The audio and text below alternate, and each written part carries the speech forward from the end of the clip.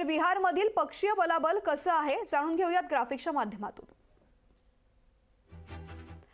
आरजेडीकडे 79 आमदार, भाजपकडे 78, जेडीयूकडे 45, काँग्रेसकडे 19 आमदार, डाव्या आघाडीकडे 16 तर इतरांकडे 6 आमदार आहेत। एकूण जे बल आहे संख्या आहे आमदारांची 243 आहे बिहारमध्ये।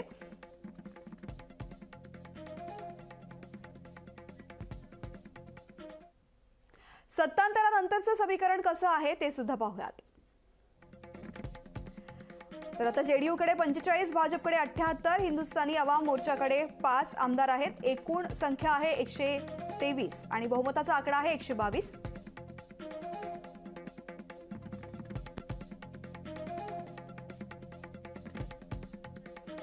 नितीश कुमार यांचा पुन्हा एकदा शपथविधी झालेला आहे। आपण नजर टाकूयात नितीश कुमार यांच्या राजकीय कारकिर्दीवर।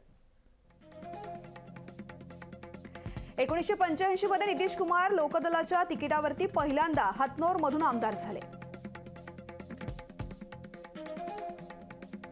त्यानंतर 1987 मध्ये नितीश कुमार बिहारच्या युवक लोकदलाचे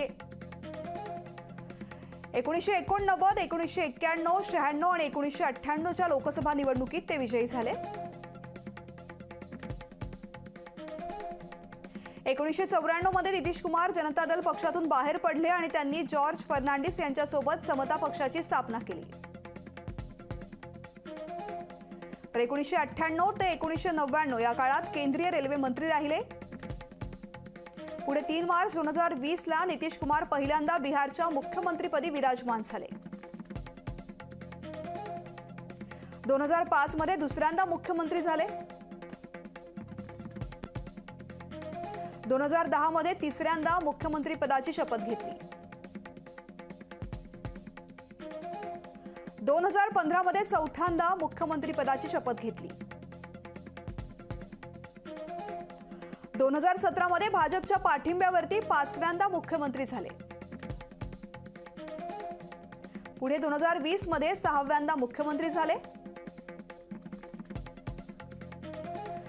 2020 च्या डिसेंबर महिन्यामध्ये 7व्यांदा मुख्यमंत्री झाले। 2022 मध्ये राजद सोबत 8व्यांदा मुख्यमंत्री झाले। 28 जानेवारी 2024 म्हणजे आज 9व्यांदा भाजप सोबत मुख्यमंत्री पदाची शपथ घेतली आहे।